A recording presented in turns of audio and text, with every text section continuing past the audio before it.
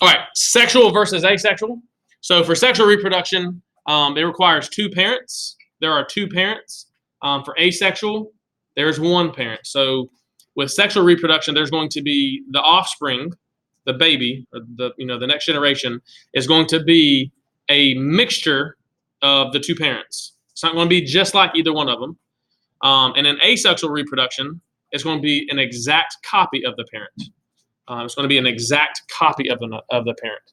Um, some of the perks and some of the drawbacks for sexual reproduction, let's talk about those. So we have genetic variation. So if you look at those root words, you have genetic, which the root word is gene, and variation. If you've ever heard of like on a commercial where somebody's trying to sell you something, they say results may vary. That means that it happened to these actors and it may not happen to you. So vary means like there's going to be different effects on different people. Just because they take this pill and lose 100 pounds doesn't mean you're going to. In that case, probably means you're not going to.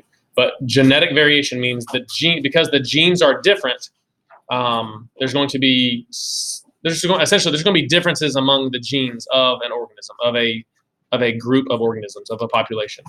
So that's good because when a disease comes through, it says disease resistance. Because there's different genes, it makes it harder for one single disease to spread quickly. And another drawback is that it takes longer to reproduce. So sexual reproduction generally is going to take much longer than asexual reproduction. So let's talk about asexual. Asexual reproduction says it's going solo. It only requires one organism. And this is, you can think of a really good example of this is going to be bacteria. There's other organisms as well. There's some type of lizard, I think, that lives out west in western U.S. That it can reproduce asexually. It just makes clones of itself. It's mostly female. Banana, a lot of plants can reproduce this way. So bananas, the reason that when you go to the grocery store, every banana should taste the same. Now, depending on if it's green or, freckled or whatever you want to call it, bananas will taste the same because they are genetically exactly the same.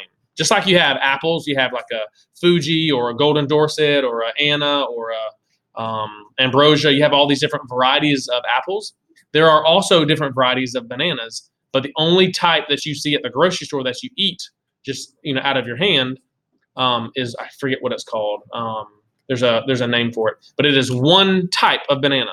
Now in the food forest, we've got ice cream bananas and apple bananas and thousand finger bananas. We've got different bananas that hopefully over time will grow, but they're going to taste very different than the ones you get from the grocery store. If you've ever tried a plantain banana, that is a plantain. That is a very different taste. You actually need to cook those normally for them to taste good. But here's the thing with those bananas.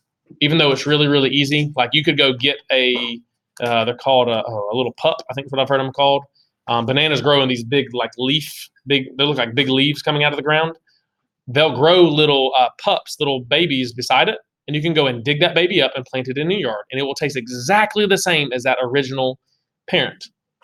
But here's the thing: this has happened before. If a disease spreads, if a disease comes about, and it can take out those banana trees, it can wipe out every single banana tree on the face of the planet. So if your business is to grow bananas, and a disease comes, you hear next door of that banana plantation has a disease on it, guys, your entire banana, let's say you have thousands and thousands of banana plants, every single one of them could die just with a change of the wind or a bug carrying something over or some kind of contamination. And so you're kind of playing a gamble. They taste really, really good, but they're all exactly the same genetically. And so they can easily be killed. The same thing is true with flu or bacteria, certain bacterium. Because we can attack a specific strain of bacteria or a specific strain of the flu, then we can kill all of them.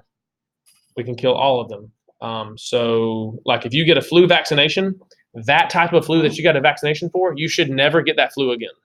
If you get chickenpox, you should never get chickenpox again because your body has built up an immunity towards that specific think about it kind of like a species, but it's called a strain or variety. The strain of that virus is what you're immune to. But next year, when we're talking about asexual reproduction and sexual, there's some types of mutations. There's when copying goes wrong. Next year, let's say between now and next year, that flu virus that you were vaccinated against changes, and it changes just a little bit over time, but it's different. So that can happen with bananas, that can happen with the flu, that can happen with things that reproduce asexually. But if a disease wipes out all of those bananas that are in the grocery store today, it's good chance that it's not going to affect the bananas that are out there in the food forest, because they are different genetically speaking. And just like you are, in a similar way, you are different than your parents because you are reproduced sexually. Those bananas out there were not asexual reproductions of the same bananas that were in the grocery store. They have different genes. They were not an exact copy. And one of the benefits of asexual reproduction is it can reproduce very, very quickly.